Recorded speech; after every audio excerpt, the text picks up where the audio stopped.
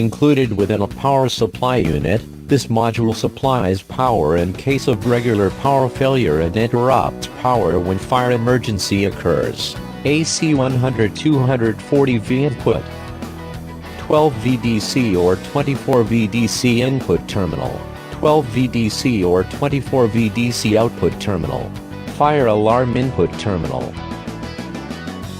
Power supply continues to operate when power fails.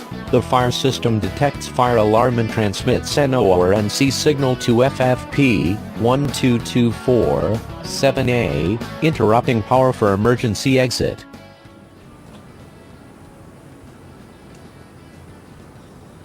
Fire alarm signal input interrupts power.